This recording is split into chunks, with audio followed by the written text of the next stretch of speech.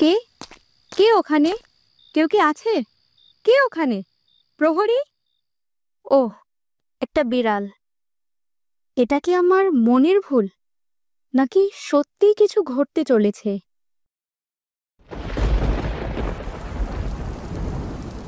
আরে, এই সময় আবার বৃষ্টি এলো। প্রকৃতি সবসময় বৃষ্টি দিয়ে আমাকে কিছু না কিছু বোঝাতে চায়। আজও তাই করতে চাইছে হয়তো। কিন্তু কি জানাতে চাইছে? হে বজ্র, যদি আমার জীবনে নতুন কোনো বিপদ আসতে চলেছে, তাহলে আমাকে সংকেত দাও। এই তো, এই তো, আমি বুঝতে পারছি নতুন কোনো বিপদ আসতে চলেছে। কিন্তু কি সেটা? কি হতে পারে? কেন বিধাতা, কেন সব সময় কেন একটা না একটা বিপদ আসতেই থাকে? আমি কিভাবে এত কিছু সামলাবো? সব ছেড়ে সুখে থাকতে চেয়েছি, সেটাও পারছি না। আমার মনে হচ্ছে কিছু একটা হতে চলেছে, কিন্তু সেটা কি? আবার কি বিপদ আসবে? হঠাৎ আমার অর্জুনের কথা মনে হচ্ছে কেন? অর্জুন কি সত্যিই এত সহজে হার মেনে নেবে? তার প্রতিশোধের আগুন কি নিভে গেছে? না, আমার মন বলছে অর্জুন এত সহজে ছেড়ে দেওয়ার পাত্র নয়। তবে কি? পূর্ণিমা তিথি ঘনিয়ে আসছে, আমাদের হাতে সময় খুব কম। ঈশিতাকে আমার জালে ফাঁসাতেই হবে। শুনেছিলাম পূর্ণিমাতেই আদিত্য আর অবনীর বিয়ে হবে। সেদিনই আমি। কিন্তু রাজকুমারী সীতা কি রাজি হবে? সে তো আপনাকে ঘৃণা করে। আপনি একবার তাকে বিয়ের মণ্ডপে রেখে উঠে এসেছিলেন। ঘৃণা? ঘৃণা ভালোবাসার চেয়েও শক্তিশালী। আর ঈশিতার দুর্বলতা আমি জানি। ওর ক্ষমতা চাই। আমি ওকে রানী হওয়ার স্বপ্ন দেখাবো। বলবো এই রাজ্যের অর্ধেক তার হবে। তাহলেই তাহলেই সে আমার ফাঁদে পা দেবে। শুনেছি ঈশিতা এখন আর আগের মতো নেই। আর অবনী, সেও তো সেখানেই থাকবে। সে কি আমাদের পরিকল্পনা সফল হতে দেবে? সে তো আমারই সব কিছু ছিল, ভালোবাসা ছিল। কিন্তু এখন সে আমার শত্রু। তাকে আমি দেখে নেব। আমার ভালোবাসার জন্য তাকে চরম মূল্য দিতে হবে।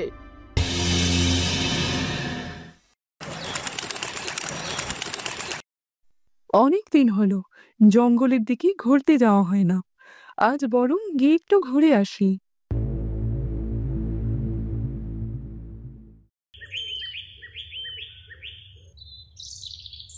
কতদিন পর আবার খোলা আকাশের নিচে জঙ্গলের পথে ধরে হাঁটছি। কিন্তু মনে হলো কারো পায়ের শব্দ পেলাম। কেউ কি আমার পিছু করছে? কে কে ওখানে? ওখানে কি কেউ আছো? তুমি তুমি এখানে? রাজকুমারী ঈশিতা, রাজকুমার অর্জুন আপনার সাথে দেখা করতে চান। অর্জুন? সে কেন আমার সাথে দেখা করতে চায়? আমি তার সাথে দেখা করব না। সে এক বিশ্বাসঘাতক।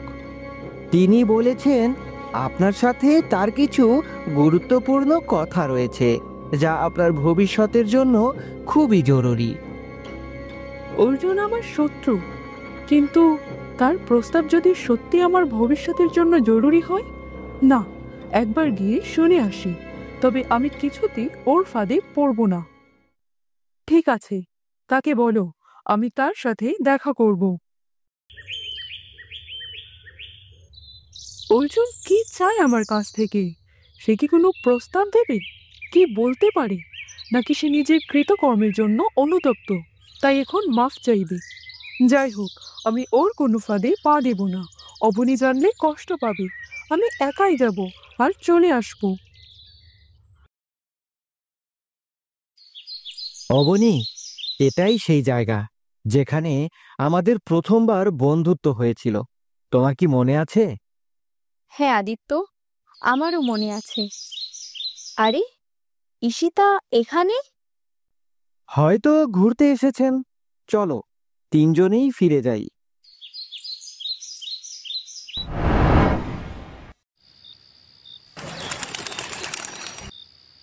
তাড়াতাড়ি বলো, কেন ডেকেছো আমায়? কি চাও তুমি আমার কাছ থেকে অর্জুন? আমি তোমার কাছে কিছু চাইতে আসিনি ঈশিতা, আমি তোমাকে কিছু দিতে এসেছি। কি দিতে চাও? এই রাজ্যের অর্ধেক আর রানী হওয়ার সম্মান। তুমি কি বলছো এসব? আমি কিভাবে রানী হব? আর এই রাজ্যের অর্ধেক? তুমি আমাকে বিবাহ করো ঈশিতা, তাহলেই তুমি রানী হবে আর এই রাজ্যের অর্ধেক তোমার হবে। আমি তোমাকে বিবাহ করব? কিন্তু কেন? কারণ আমি তোমাকে ভালোবাসি ঈশিতা, আমি তোমাকে রানী হিসেবে দেখতে চাই, রানী হিসেবে। আর তুমি যদি আমাকে বিবাহ করো তাহলে আমরা দুজনে অনেক সুখী হব, আর তোমার মৃত বাবাও খুশি হবে। তার ইচ্ছে তো এটাই ছিল। আমি বুঝতে পারছি অর্জুন আমাকে বোকা বানানোর চেষ্টা করছে, কিন্তু আমি কিছুতেই ওকে সফল হতে দিব না। আমি উল্টা ওকেই বোকা বানিয়ে দেব।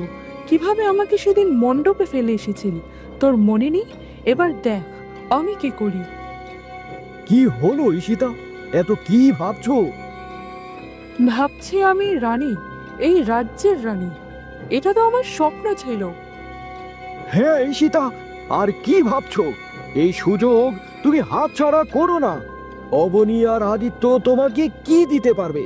তারা তো শুধু তোমাকে দাসী বানিয়ে রাখবে, কিন্তু আমি আমি তোমাকে রানী বানাবো, রানী। আমি রাজি। ভালো, খুব ভালো ঈশিতা, তুমি সঠিক সিদ্ধান্ত নিয়েছো। চলো, রাত বাড়ার আগে কেউ যেন না জানতে পারে তুমি এখানে এসেছো। তোমায় আমি রেখে আসি। আমি একাই যেতে পারবো।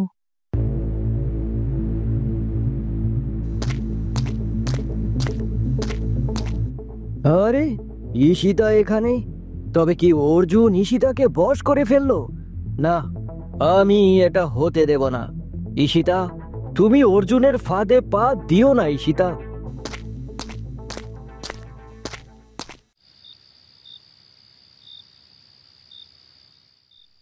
আরে, এত রাতে ঈশিতা কোথায় গিয়েছিল? ঈশিতার এমন হাবভাব তো আমাকে আবার দ্বিধায় ফেলে দিল। ঈশিতা কি কিছু লুকাচ্ছে? আমি ভেতরে আসতে পারি? আরে, এসো ঈশিতা, এসো। আমি তোমাকে আজ থেকে দিদি বলে ডাকবো। তুমি তো আমার বড় বোন। ঠিক আছে, ডেকো। কিন্তু আমাকে একটি কথা বলো তো, এই রাতের বেলায় তুমি কোথায় গিয়েছিলে? ও, তার মানে তুমি আমাকে দেখে ফেলেছো। ঠিক আছে, আমি বলছি। আমি অর্জুনের কাছে গিয়েছিলাম। অর্জুন? কিন্তু কেন? অর্জুন আমাকে ফাঁদে ফেলতে চায়। সে ভাবে আমি হয়তো কিছু বুঝি না। সে তোমাকে দেখানোর জন্য আমাকে আবার বিয়ের প্রস্তাব দিয়েছে, কিন্তু আমি। তুমি কি বলেছ? ঠিক আছে, বুঝলাম। অর্জুন তোমাকে ফাঁদে ফেলতে চায়, কিন্তু তুমিও যদি ওর সাথে একই কাজ করো, তবে তোমার আর ওর পার্থক্য কি রইল? দিদি, তুমি আমাকে এই কাজের বাধা দিও না। এটা আমার মতো করে সমাধান করতে দাও। তুমি শুধু আমাদের বিয়ের ঘোষণা দিয়ে দাও, বাকিটা আমি সামলে নেব। ঠিক আছে, তাহলে কাল অর্জুনকেও ডাকো। আমাদের বিয়ের ঘোষণার সাথে তোমাদের বিয়েরও ঘোষণা দিয়ে দেব। হা হা, ঠিক আছে দিদি।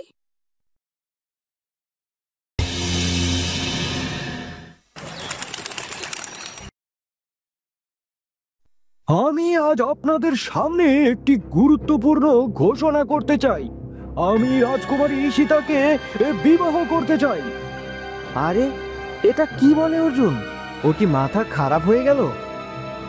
অর্জুন, এটা তুমি কি বলছো? এটা কিভাবে সম্ভব? আমার বন্ধুর মেয়েকে আমি কখনোই তোমার মতো স্বার্থপর মানুষের হাতে তুলে দেব না। আমি যা বলছি তা সত্যি। আমি ঈশিতাকে বিবাহ করতে চাই। আমি আগে যেই ভুল করেছি এবার তা শুধরে নিতে চাই, আর ঈশিতাও আমাকে বিবাহ করতে রাজি আছে। হ্যাঁ, আমিও বিবাহ করতে রাজি। ঈশিতা, তুমি এটা কি করছো? তোমার কি মনে নেই ও তোমাকে বন্দি করেছিল? আমি যা করছি তা আমার ভবিষ্যতের জন্য। আমি জানি আমার উপর তোমাদেরও অধিকার আছে, কিন্তু এখন আমার বিয়ের সিদ্ধান্ত আমিই নেব। অর্জুন, তুমি এটা কি করছো? তুমি অবনীর বোনের সাথে এমন বিশ্বাসঘাতকতা করতে পারো না। আমি জানি তুমি আবারও খারাপ কিছুই করবে। না ঈশিতা, আমি আমার ভুল বুঝতে পেরেছি। এখন আমি সত্যি তোমাকে বিয়ে করতে চাই। কিন্তু কোনো কিন্তু নয় আদিত্য, ওদের জীবন ওদের মতো করে সিদ্ধান্ত নিতে দাও। শুনুন সবাই, আগামী পূর্ণিমাতেই আমারও আমার বোন ঈশিতার বিয়ে একই দিনে সম্পন্ন হবে রাজকুমার আদিত্য ও রাজকুমার অর্জুনের সাথে। বন্ধুরা, অর্জুনের এই চক্রান্ত কি সফল হবে, নাকি ঈশিতাই অর্জুন উল্টো ফাঁদে ফেলবে? পূর্ণিমা তিথি ঘনিয়ে আসছে, রাজপ্রাসাদে বিবাহের প্রস্তুতি তুঙ্গে। অবনী ও আদিত্য তাদের নতুন জীবনের স্বপ্ন দেখছে, কিন্তু এই স্বপ্ন পূরণের আগে আবার কি কোনো বিপদ আসবে? জানতে হলে চোখ রাখুন পরবর্তী পর্বে। আর অবশ্যই এই ভিডিওতে 5000 লাইক সম্পূর্ণ করে দিন। ধন্যবাদ।